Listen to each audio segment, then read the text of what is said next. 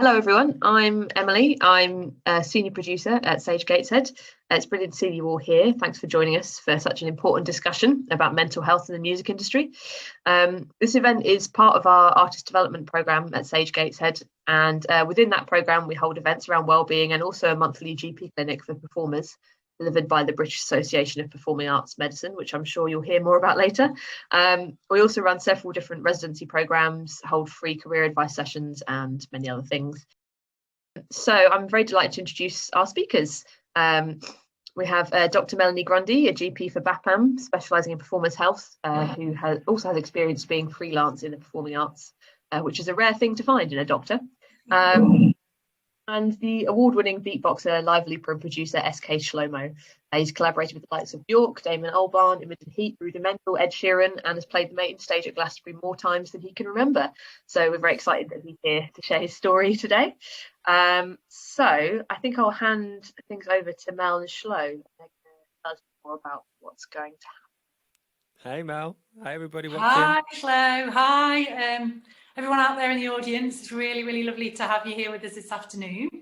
So how the event is going to pan out. So Shlo's going to give us a performance stroke presentation about some of his experiences, and then he and I are going to have a chat about the issue of mental health as it relates specifically to musicians and music industry professionals.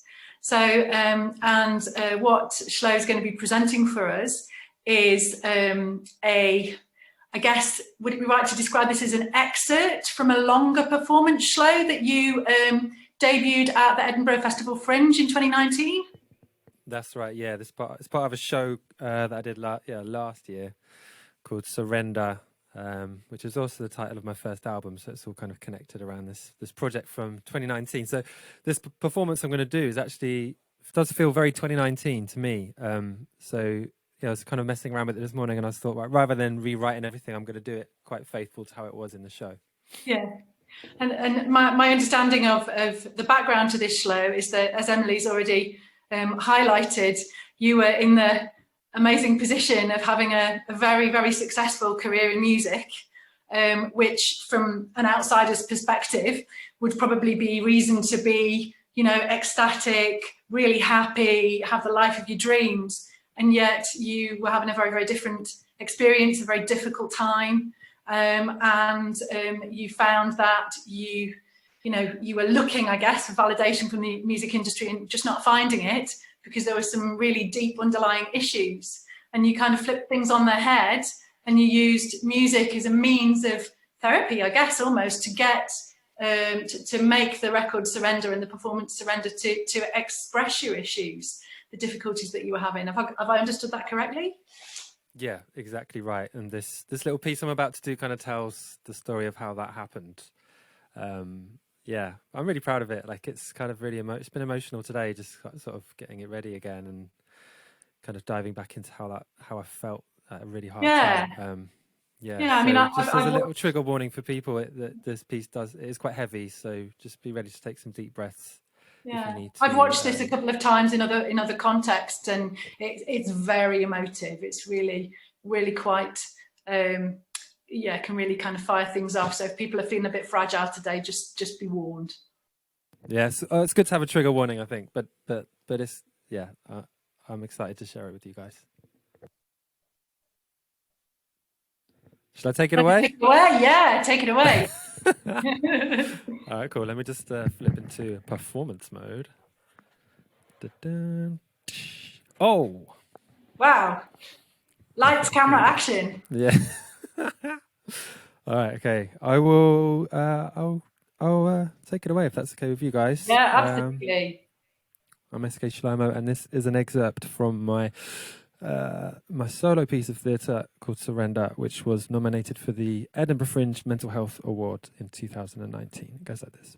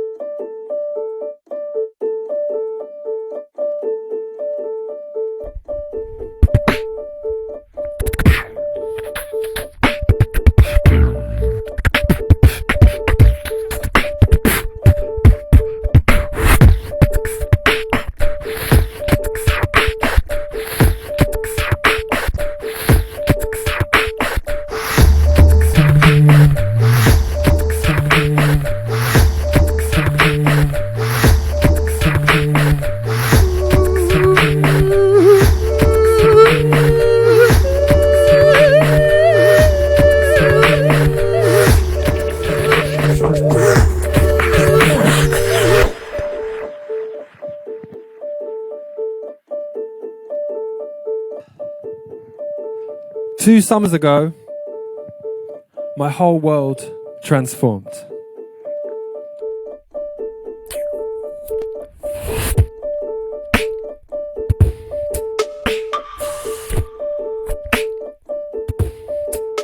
Since the age of 19, I had lived my life in a whirlwind, touring the globe, working with heroes, and living out childhood dreams. But I was carrying a secret. The whole time, I was in dangerous levels of pain. This is the story of how learning to speak my truth saved my life.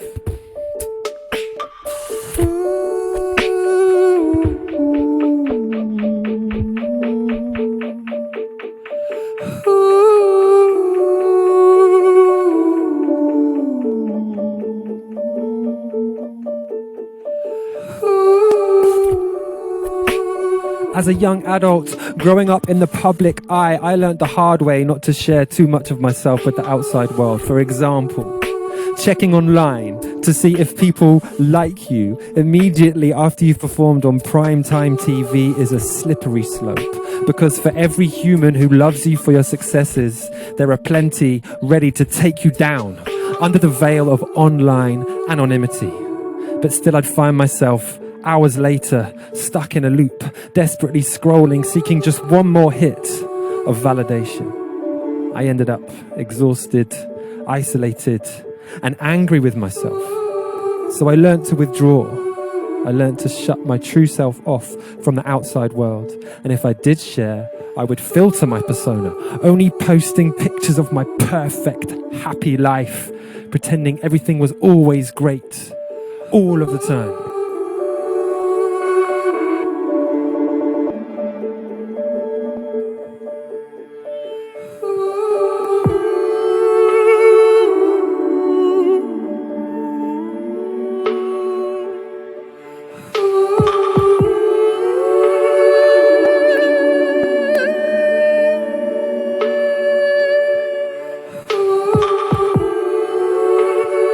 Instead of admitting I wasn't okay, I poured more and more of myself into my work. I toured constantly, and I ended up playing on bigger stages than I could ever imagine. The main stages at Glastonbury, working with people like Bjork and Ed Sheeran, and breaking world records in the process. But despite these accolades, I'd still walk off stage feeling empty inside. And one day, I decided to confront that emptiness. I did the unthinkable, and I came off tour. For the first time in my adult life, I cancelled everything to do what I'd always resisted, to become a solo recording artist and write an album of my own.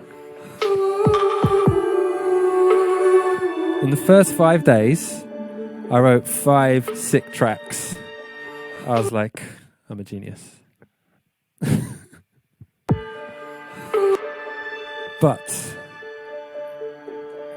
on day 6,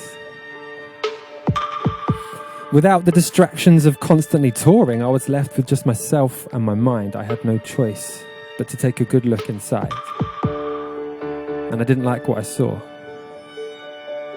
I felt my whole self drop. It wasn't just that I couldn't write music. It felt like I couldn't breathe. I felt helpless. I didn't feel safe to be seen by anyone. Now, I did not know much about mental health, but after a few weeks of this excruciating pain, I finally felt ready to admit that I wasn't okay. First of all to myself, sometime later to my partner, and after lots of encouragement and false starts, I was able to speak to a doctor from BAPAM, the British Association of Performing Arts Medicine. The doctor referred me for therapy, and in the months that followed, I worked so hard to try and pull myself up and out of this darkness. Just trying to rebuild something. But this depression had me hiding away for nearly a whole year, writing my truth into my songs, isolated by the shame of this secret suffering. And when the time came to tell the world that I'd been working on an album, I did not know what to do, because these songs, they were the therapy, but they were all about the depression, and none of my family or my friends or my fans had any idea that my life was anything short of perfect. I felt like if I was going to make progress with my music, I was going to have to be honest. So I decided it was time to come out of hiding. And I launched a crowdfunding campaign for my album with a video talking cautiously about my mental health for the first time. Now that was empowering. It was scary, but it was empowering, and the reaction was positive. I started getting positive feedback. People were clicking on the crowdfunding campaign. It zoomed up to 15%. Now I had been warned that I would need a thick skin. So I've been practicing refining my narrative, simplifying the story until I found what felt like a safe way to be vulnerable. But nothing could prepare me for what happened next. One day, a few weeks into my campaign, I woke up to a barrage of angry messages from somebody on Twitter claiming to be a fan but attacking me about my mental health. He told me I needed to see how low I had stooped. He told me that depression and specifically suicide are evolution's way of weeding out inadequate men who aren't fit to reproduce.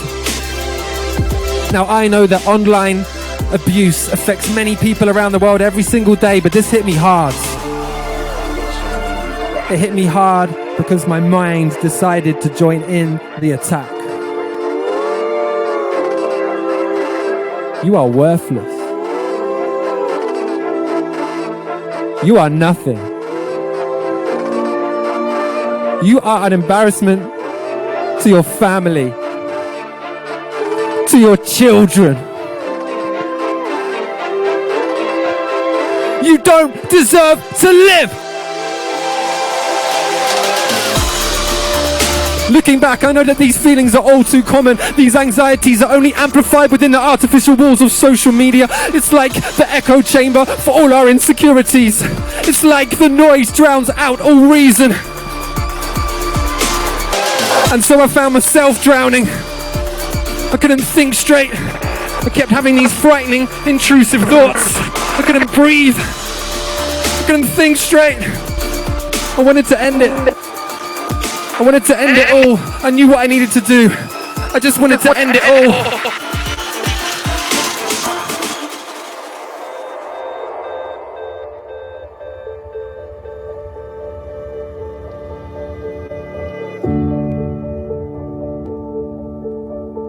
But one thing had changed since I've been open online. My family and my friends and my fans, they'd started checking in with me every single day. And just as I was getting ready to give up everything I'd fought for, a well-timed online message just asking if I was okay gave me the strength to share what was happening inside my head, to share these fantasies of ending my life. And being met with compassion and reassurance helped me see that I didn't have to isolate or shame myself if I didn't feel good enough to live. Zooming out, I could see how much I still had left to live for. That online message saved my life because it helped me change my attitude from helpless, worthless victim to empowered human, able to stand up and ask for support. And that's what I did. The next day I went online and I typed the words, "I have been attacked about my mental health, so here is my truth." And I shared my story. I shared my story in depth, how I'd been battling with depression, with PTSD, with anxiety, and how this struggle had affected my relationships, my work, and my sense of self. Now, this kind of very personal sharing is not for everyone, and I definitely lost a few followers. But for me, talking about it meant I could reclaim the power that fear had held over me all this time. And the online reaction was overwhelming. My crowd, they rallied round me, protecting me, sharing my story far and wide. And within days, I'd gone from wanting to die to being the subject of a viral survival story. We smashed the crowdfunding target, meaning I was able to raise a bunch of funds and awareness for an incredible mental health charity, and I was able to make the album that I'd always dreamed of. My world was transforming, and so was the community around me. It turns out that despite the discomfort, many people want to hear the truth. In fact, they're relieved to be given the opportunity to express their truth back. New conversations were happening both online and in person. People reported back to me they were now getting support with issues they'd previously been too ashamed to share. Some had even gone and sought professional help as a direct result of hearing my story.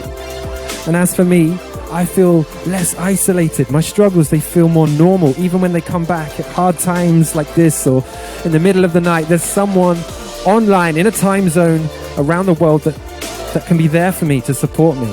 And I'm not saying we all have to broadcast our deepest, darkest insecurities on the internet. That is not the answer to our suicide epidemic. But to feel safe enough to share our setbacks way before they grow into these shameful, destructive secrets, I believe we all need to take small steps towards vulnerability. So if, like me, you believe that by sharing our weaknesses, we collectively become stronger, I invite you to try something. Try sharing one truth today, big or small. Like maybe you lost your cool in a tricky situation. Or maybe you shouted at your kid. Maybe you ate somebody else's special biscuits. Or maybe there are some mornings when you can't face getting out of bed at all. But either way, if you can share what's really happening right now, today, you might help somebody else speak their truth tomorrow. Who knows? You might even save a life.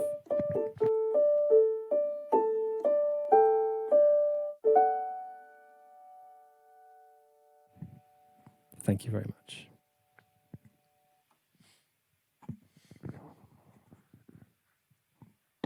Thank you, Shlo. That was amazing. That was absolutely fantastic. Thank you for listening. It's always really powerful to do it. Like I've done that a lot of times now. Edinburgh Fringe, you do the show literally. You do like every day for a month, and that was intense. Yeah. And it's been a while since I've done it, but it is really, really powerful just to dig back into it all. And also, like things have changed so much since I kind of wrote that story. Like I'm in a different place, but you know, it's still a struggle. It's still like mental health is still it's a daily struggle. I'm not going to lie. I'm not going to absolutely super healthy and perfect. Absolutely. I think the one thing. So I've obviously I've seen you perform it live just now, and I've seen 2 previous recordings of that performance, and it doesn't lose any of its power for me watching it. And consistently, the one thing I think, I mean, there's so many things to talk about out of it, but I think the main message for me is about, by sharing your own vulnerability, by making yourself vulnerable in a public platform, you open the doorway for others to also express their truth, to express their vulnerability. Because Absolutely. Although the whole kind of societal regard towards mental health is slowly changing, it's still not nearly as open as it ought to be. No, it's not at all. Like, yeah, and I think people often ask me, like, how can I support someone who I'm concerned about? Like, how can I support someone else with mental health? I'm worried about their mental health, basically. And I'm always saying to them, but don't go challenging them about it. Don't go like straight in and ask them about something which is going to be really stressful. Make yourself vulnerable to them. If you go in and tell them about part of your life that you're finding hard and you might normally be a bit shy to talk about, what you're doing there is you're creating a contract of safety and Absolutely. a safe space. Absolutely. I could not agree more. And that even happens in my own work as a GP. And, there's kind of a lot of talk around whether doctors should self-disclose, but there are certain scenarios where it's absolutely the right thing to do, because just as you've expressed, by making yourself vulnerable, and it's very different in a doctor-patient relationship, but by just making yourself ever so slightly vulnerable, people can see that you're a human being as well, and that allows them to feel more comfortable opening up. Yeah, man, it's so important. But the last thing I kind of say in that talk is that you don't have to share your deepest, darkest insecurities. And that's one thing I really want to say. Like, I'm not saying you have to talk about things that are really, really hard online. You don't have to do it online. You can do it in person, but online is a great platform. But it's just thinking a little bit about how real you're being, because there's this whole Instagram culture of everyone being, do you know what I mean? Beach body perfect, and everyone's life's just amazing. Yeah. We filter, don't we? We don't feel like we should share the hard days, but I really recommend it. I'm so happy. Yeah. I was so frightened to do it. I was really frightened to share the hard days. I thought that I'd be kind of seen as a failure.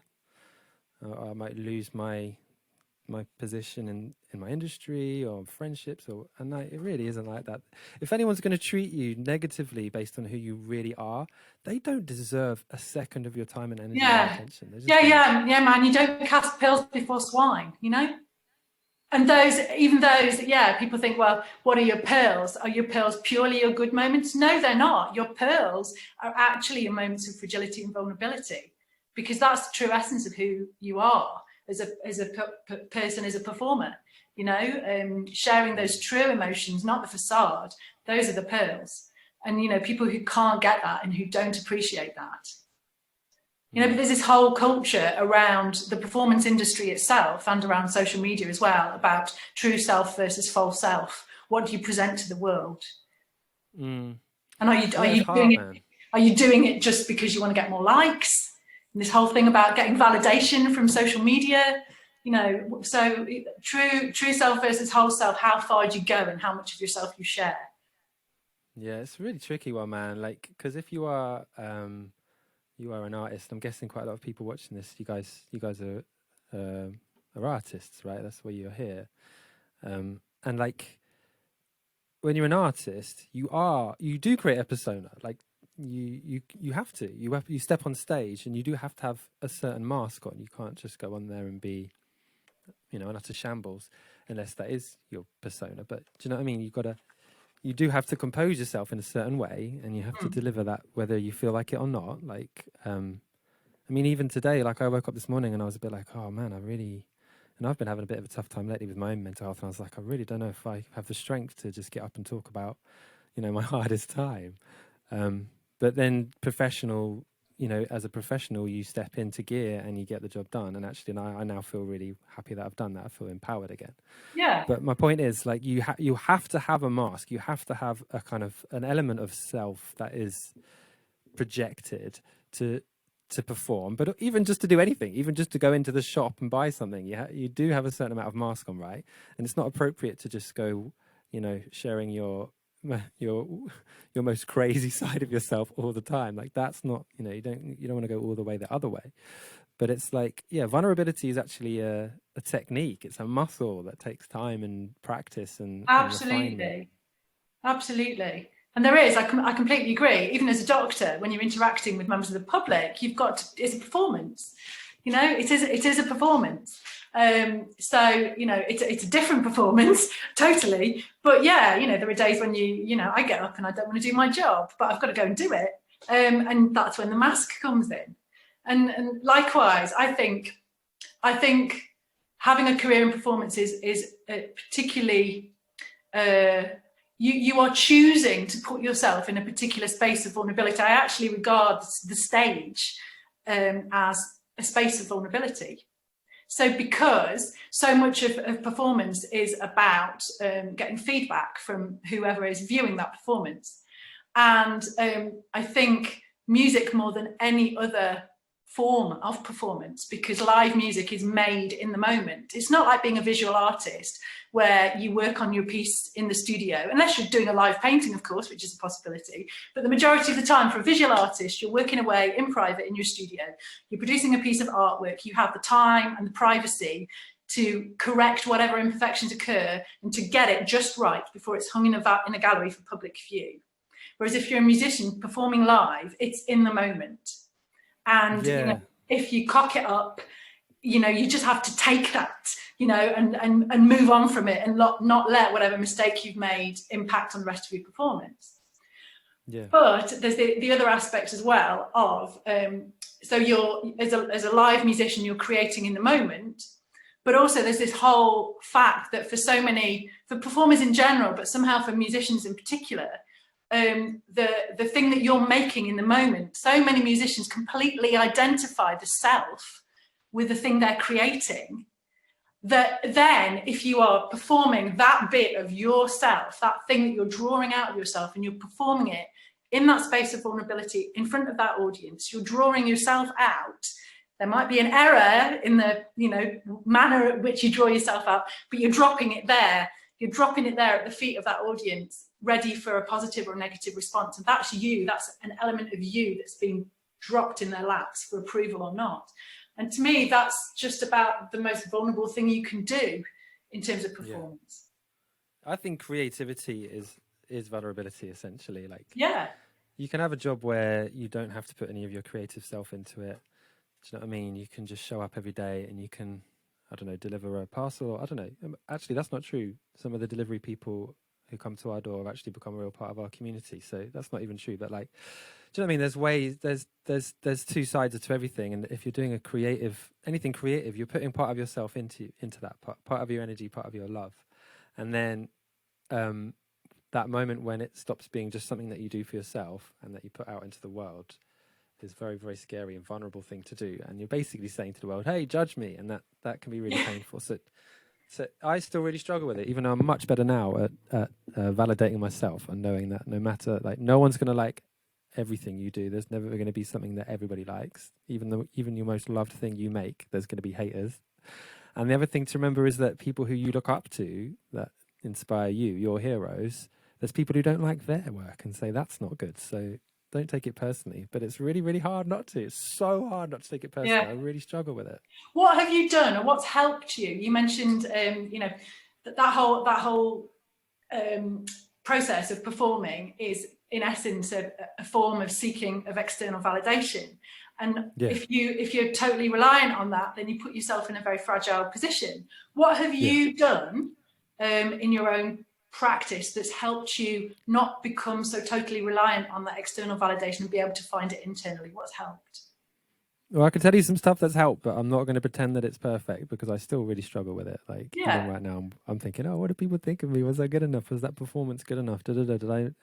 So, like, part of it is just noticing that kind of constant self-talk, that, just notice what thinking you're doing and like what, and learning that just because you hear these criticisms inside your head, it doesn't mean that they're real and that you have to identify with them. Like, that is really hard to do, and I'm still really fighting that a lot. Just noticing, oh yeah, there's that self-talk again, and really trying to retrain that so that it comes away from self-abuse, which is kind of, I touched on that in that piece there. Like, the way I was talking to myself was horrifically abusive. Like, if someone else spoke to me like that. Yeah, if you spoke to me like that, I'd be like, well, I don't ever want to speak to Melanie Grundy again. Like, that would just be the end. But we tolerate it. We treat ourselves really horribly. So, yeah, part of it is noticing your self-talk and retraining it to be a bit more caring and a bit more loving, like you might do to a child or someone who you care about. So you're kind of reconnecting with your own inner child. So that really helped me. There's all the basic things like meditation, learning to take a deep breath when you're about to get angry or frightened. Yoga, I do yoga every morning. Even some days I find it really horrible and hard and I just don't want to be there and I don't want to be with myself.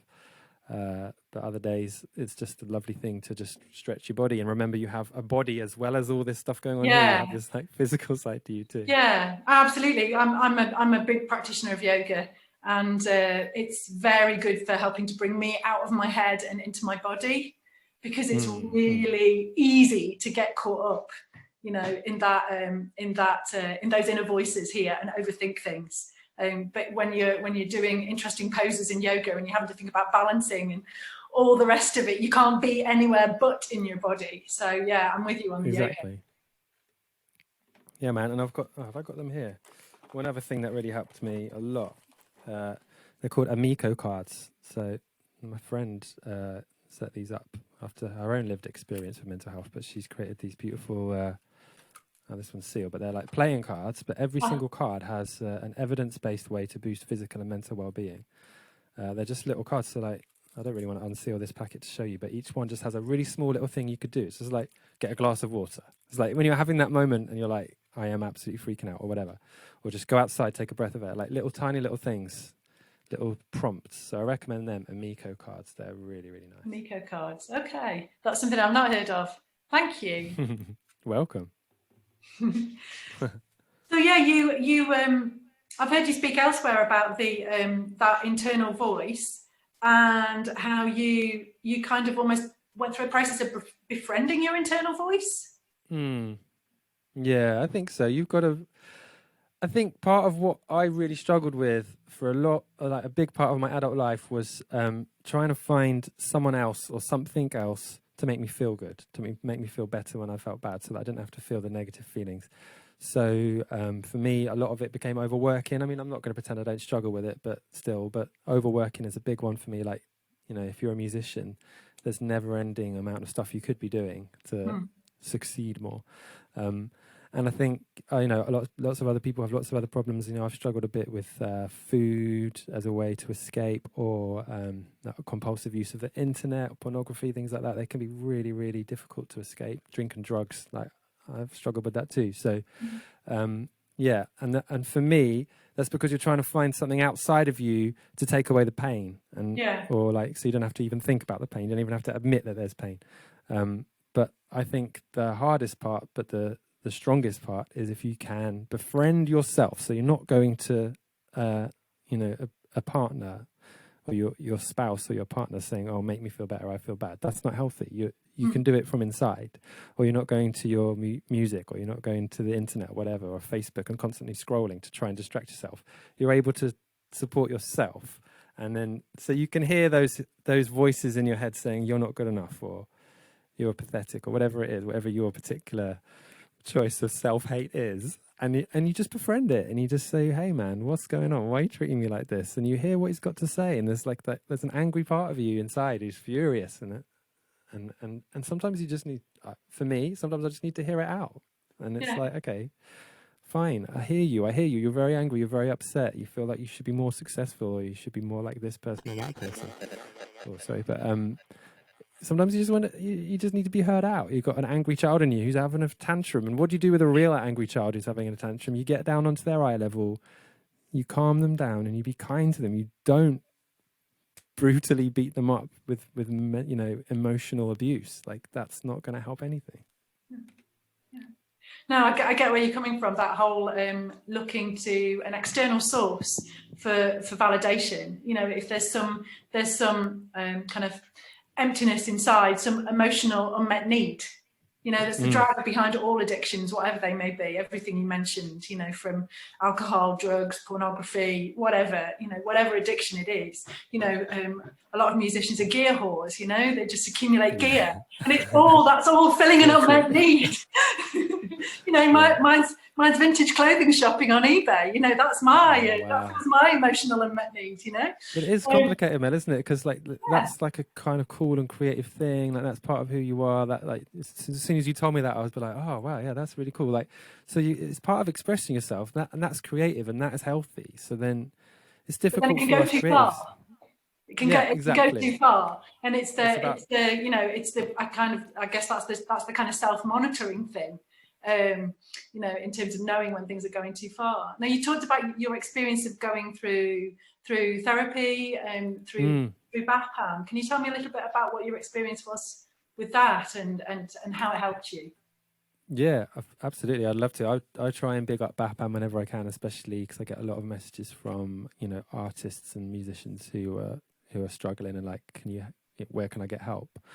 So I often signpost them to BAPAM because it really helped me. And just to give you a bit of background, I had actually sought therapy a long time before that, about 10 years before.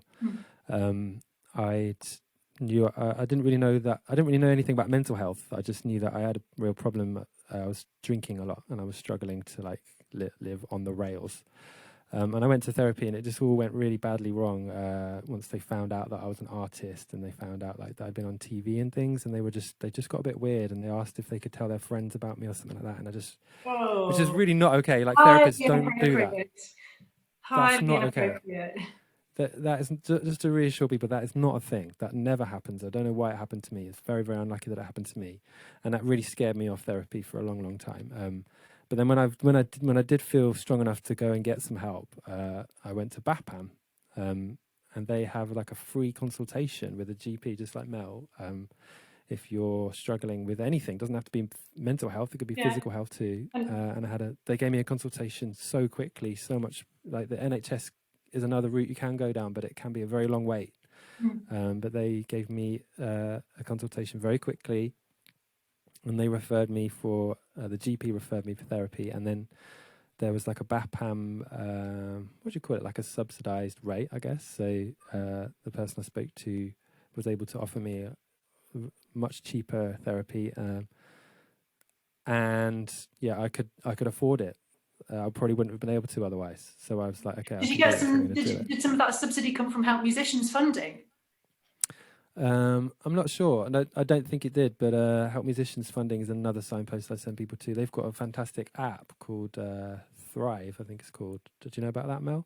There's the NHS app, but they've got a NHS app. Yeah, it's an NHS app, but I think they're signposting people to utilise that. That's also available through an organisation called Music Support as well. Music Support, that's it. And I think Thrive is actually, normally it's a subscription app, but Music Support actually have 1,000 free subscriptions, or they were assigned 1,000 free subscriptions specifically for musicians and music professionals. I don't know where they're at in terms of the usage or the uptake of those and how many are still available.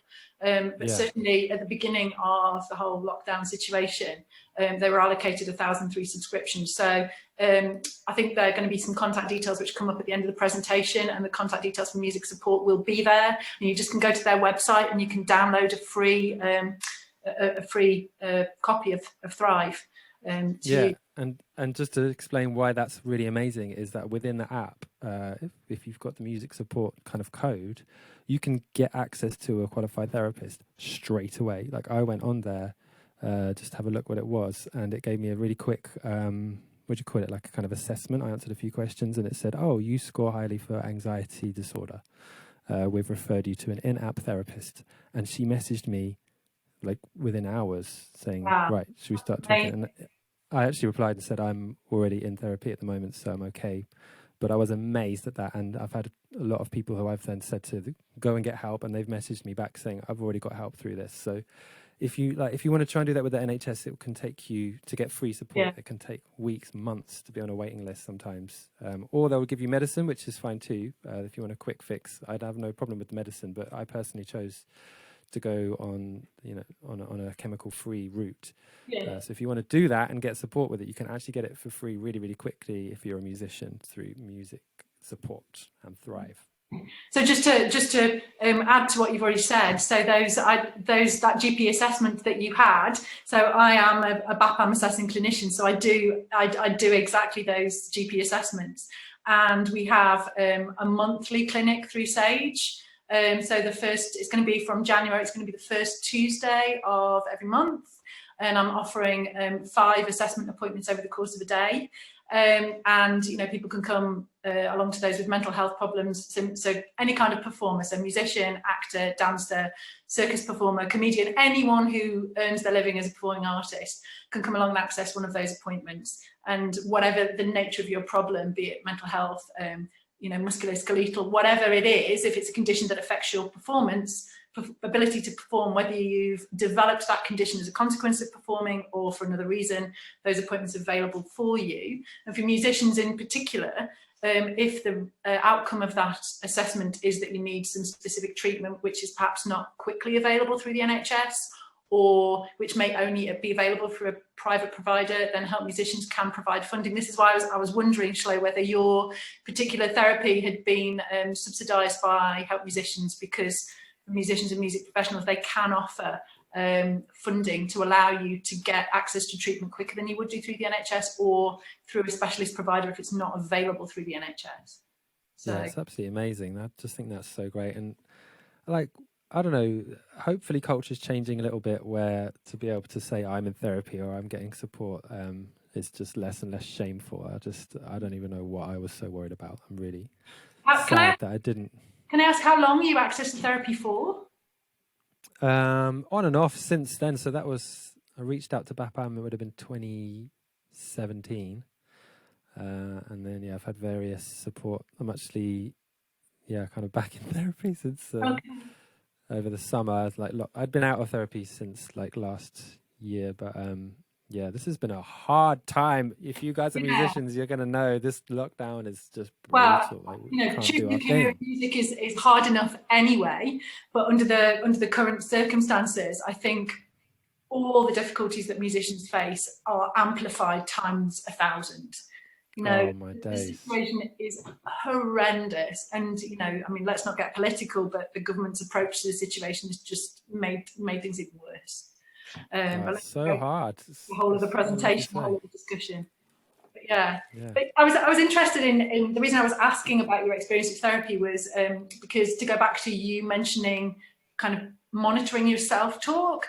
There's this concept in therapy whereby over the course of a period of therapy, the aim is that you learn to be your own therapist, which is kind of what you were alluding to when you talked about managing your own self-talk and learning to have a dialogue with yourself. Because part of therapy is about that. It's, if you're working with a skillful therapist, they will enable you to internalize that therapist's approach so that you can, you know, in times when you know you're in a difficult situation and you don't have access to your therapist, you learn some skills to be able to cope with whatever challenge it is, you know, a little bit better than you did. Have you found that's been the case? 100%. Like I think the main thing is, I think a lot of my symptoms haven't changed, so I'm still very, very anxious human. I still struggle a whole lot with my well-being. Like I'm often in a real state. I'm not going to pretend that just because I can do a talk about my mental health, everything's fine and dandy. I still have really hard days, a lot of days. But I think what's really changed is that I am no longer brutal to myself on those days, because that makes it so much harder. And like that's what really pushed me towards the brink of, you know, my lived experience I spoke about with suicide. Like it wasn't just the symptoms of depression and anxiety. It was my reaction to those symptoms being so negative and brutal that it kind of turned into a negative spiral. So you can break that spiral not by expecting yourself to suddenly feel great all the time. That's not realistic if you struggle with your mental health. But what is realistic is that on those days when you wake up and you just can't, you are able to be there for yourself and give yourself that hug and send yourself to bed or have a bath or just cancel everything and just do whatever you need. Like different people find different ways to cope, but you become that advocate. You become that you become that parent that you need when you're a frightened child, and your mum or your dad is supposed to be the one who comes and does it for you. And often with people who are struggling with their mental health, a lot of us didn't have that, so we're lost a lot of the time. So becoming that kind of parent to yourself. And being kind. Being kind, and some of the things that, you know, you've talked about, your strategies, you know, such as doing your yoga every day, and, you know, learning to take a deep breath if you feel a big emotion coming on, you know, learning to breathe through it. You know, those are approaches. But what I found for both my own experience with mental health problems and what I've seen when I'm you know, looking after patients with mental health problems is that one thing that tends to happen when people's mental health deteriorates, they forget that self-care. All those things that they should be doing to keep themselves well, when they get unwell from the point of view of their mental health, they forget all those. It's like goes out the window. Yeah. So, you know, someone may have had a regular exercise routine. You know, someone may have gone jogging every day. Someone may have done yoga every day. Someone, you know, may have gone out for a walk every day. You know, they may have gone to the gym a couple of times a week. Whatever these things do, you know, going for a walk in the countryside, walk on the beach, you know, playing music just for yourself rather than, you know, for the pleasure of it, rather than, you know, as part of creativity, rehearsal, or doing something different, drawing, whatever it might be. It tends to be that when you're feeling low or feeling anxious or feeling stressed, you forget to engage with those things. This might be a good idea. Matt, can we have the stress bucket slide? So have you ever heard of this stress bucket model, Shlomo? No, it sounds cool. Okay, I'm going to show this slide. So this is something that's talked about a lot in therapy. So the idea of the stress bucket model. So all of us are stress buckets, essentially. all of us, no matter, you know, what we're doing in our lives, what our careers are, all of us have a certain amount of stress. And so that's represented, so us as people are buckets. So the stress is represented by the water that's coming in at the top of the bucket. So those rain clouds, and those might be financial stresses, those might be not being able to sleep properly, those might be having issues with employment, those might be relationship difficulties, those might be difficulties with the kids, you know, whatever source of stress. And all of us have got, you know, life happens, all of us have got a certain amount of stress. And that's maybe that line marked kind of halfway up the bucket as normal. So, and when we're in a normal state, we have holes at the bottom of the bucket that help us drain the volume of water or the volume of stress out.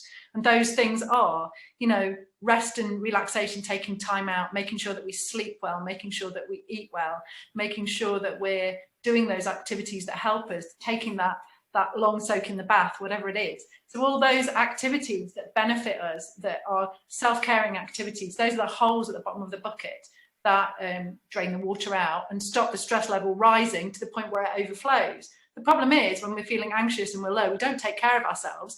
So those holes get blocked up, the water level keeps rising, and before you know it, it's spilt over. And when it spills over, that's the kind of manifestation of low mood or anxiety or depression, or, you know, whatever other issue it is.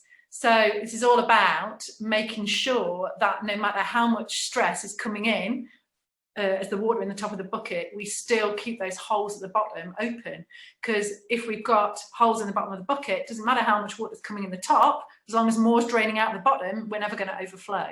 So it's almost like the more stressed, depressed and low and anxious you are, the more of those holes that you need. Yeah, I like that. That's cool. I've just screenshot that whilst you were speaking. That's helpful. Yeah, and there's so many ways you can, you can make a small puncture in your bucket there. Like, one thing I'm really struggling with at the moment is just like missing making music with other people. Yeah. But I started live streaming every Thursday, and I now refuse to do a live stream by myself. I'll always have other people making music with me or connecting with me in some way. And I've found a few different ways you can make music in real time, remotely, and that has been honestly just so good for me, just to get into a groove and just dance to some music that you're making or that you're DJing, or I don't know, just you forget, don't you, to lose yourself sometimes, and just forget all of that stuff becomes so big and heavy, and that it's very real. People are dying, like, do you know what I mean? Like, I've had so many losses, and just two more this week. It's just been mad, and like it can get really overpowering. But if you can just remember to breathe and do something you love, then you can. I love that analogy. Let some of that water go. You don't need to carry it all around with you.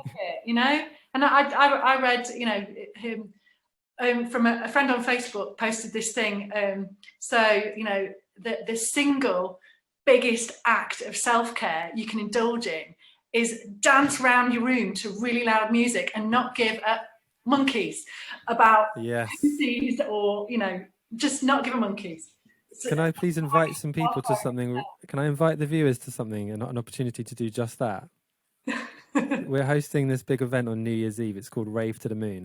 It's a rave from home, and essentially you can join us from your living room. What we're going to try and do is challenge the public to do 500 million steps, which is the distance from Earth to the Moon, in one night for charity. We've got this crazy lineup of, you know, we've got people like Basement Jacks, and there's a huge list of artists who are DJing with me. And it's totally free. So and we've been doing these test events for people raving around their houses, and it's exactly that. It's just such a release. Oh yeah, such a self-care. Go nuts, you know, absolutely nuts. I do it quite regularly. Good. That's probably why you look so well and healthy.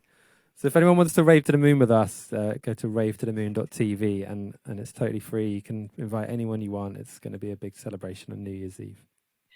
I would just wonder whether we should go to. Have we got any questions, Emily? No specific questions. There was one comment, but unfortunately the person who made that comment has had to leave early. He was just David was just saying that in 2017 to 18 he worked on the quayside opposite the Sage in Newcastle, and was horrified at the frequency of people taking their lives. No smart afterthoughts, just such anguish. Yeah, absolutely. Yeah.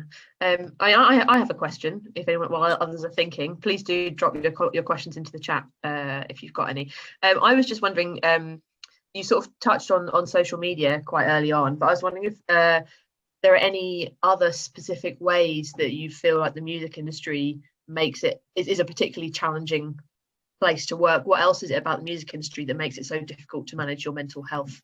And any advice for what to do It's about so this? hard because no matter how successful you are, there's always this feeling like you could be doing more or you should be doing more, and you can compare yourself. Like, I still do it. I sit there watching amazing people on YouTube or something, and I think, oh, they're so much better than me, and I'll never be like that. And like, so that comparison, even when you're at the top, I've spoken to lots of people who I consider to be way more successful than me, and found out they also have what we call imposter syndrome, where you feel like you've tricked the world and you're about to get found out, and that won't go away. I think I do a lot of work with like young musicians who are coming through, and I try and encourage them to just become resilient to that. Don't try and push that away. Like, that feeling won't ever really go away. That you're never gonna be done with your music. Like, you're never. It's not like a computer game where you complete it. It's always more you could be doing. So then the trick becomes being resilient and noticing when you're feeling overwhelmed by it, and slowing down and understanding it's much better to walk slowly than to fall backwards. Like, walk slowly or even stand still. That's fine. You're not losing the race if you do that. I almost think that that the bigger you get, the harder it is, because the more exposure you have. The bigger your audience, the more exposure you have, and the more feedback you're therefore going to get. In a way, I suppose if you've got a large audience and you're generating an income from it, you have financial security, but it's almost the higher up the food chain you get, the more vulnerable you are. I suppose the higher you climb, the bigger the fall could potentially be. Exactly. There's more to lose, but also the more successful you are, the more haters you're going to have. Yeah. That's just it. That's just the long and short of it. And it's horrible watching. Do you know what I mean? How many famous people we lose to suicide after the way they've been treated by the public? It's horrific. And yeah, we've got to take responsibility to look out for each other more. Yeah. Just performing itself is a terrifying experience. I'm also a singer, and I have I'm in a voice and piano duo, and Paul and I, who I'm in the duo with,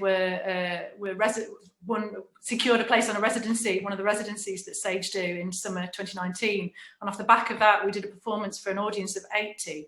And man, that was terrifying for me, just 80 people. I mean, you stood on the stage, Shlo, the Pyramid stage at Glastonbury. I can't even begin to imagine that, because I was absolutely bricking it in front of 80 people. It took so much effort to hold it together in front of 80 people. So I can't even begin to imagine how it must feel to perform in front of a huge audience. I can't, I have the courage to do that. It's off the scale from my perspective. But it's exhilarating as well, because you come out the other side and totally. There's that side of it. To have achieved it, to have survived, to have stood in the saber-toothed tiger and not to have been eaten, Yeah, it's always the challenge. But yeah, it's a really difficult industry to look after yourself in, and I feel like it's improving. There's more and more care for young artists. There's more and more training happening at music colleges and universities for how to look after yourself. Like, I didn't ever go to music college or university, so I didn't have any training at all. And I just was sort of I was off on tour from the age of 19 and didn't understand really what was happening, like what was going to be expected of me. And then when you're in that situation, when you're in that kind of machine where you're generating money for other people, so therefore their job is to keep you on that stage and keep you happy. And if they're going to supply you with alcohol and drugs and whatever you want to keep you in that state, they will. And that's not responsible. That's not kind or caring or a long-term plan at all. Yeah. So I feel like if the music industry could be a bit more responsible and look after their artists in a kind of way, then these issues will slowly start to fade. But I think we've got a long way to go. I mean, it's the issues being talked about in the music industry much more widely now. I think that's the first step. And just even, and it's growing. I would say there's a big push. Even just over this weekend, I've been having discussions by email about a new venture, which is looking at mental health coaching as a tool to train people with the skills to cope before they get to the point that you reached. Yes. So, you know, and that's at very early stages at the moment, but that's something that's a great idea. Will be coming in future. Yeah. Love that. That sounds grand. I'd like to learn how to coach for sure. Yeah, absolutely. This is around not only performance, but how to kind of manage the business side of your career as well. So, you know, I think that to put those kind of tools in for people at an earlier stage in their career, you know, will hopefully enable them to cope better when they do face those challenges. Love it. Love that. We have one question. This person says, working with lots of musicians myself, I've always found it really hard to broach the subject of mental health issues with people I work with. Flo, did any of your musician friends ever ask you how you were doing before you admitted you were struggling? Did anyone notice?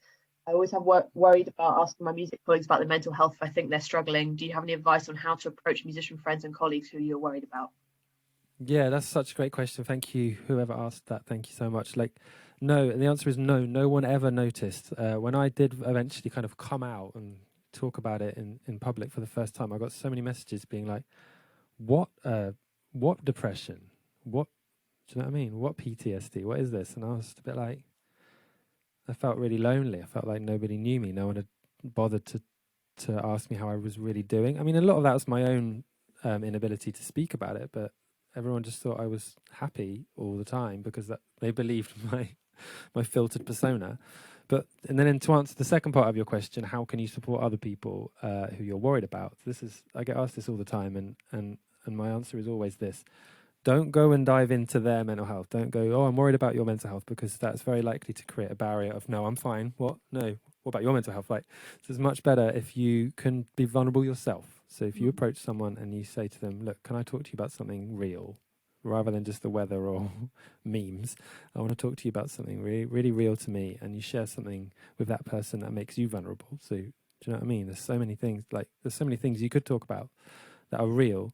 About health, physical health, doesn't have to be mental health, or loss, or grief. Like, grief is a real part of everyday life. We have to grieve so many things, and if you can share that with another person, it will make you feel safer. But then it will make them feel safer, because they will feel like they can talk to you about whatever they're stressing about. So then you can hopefully, rather than challenge them to open up to you about their mental health, you can offer a loving, supportive environment where they're much more likely to be able to do that off their own back. Yeah. Absolutely. It's it's showing yourself as open and willing to share is an invitation to that other person to share back. Sharing is caring.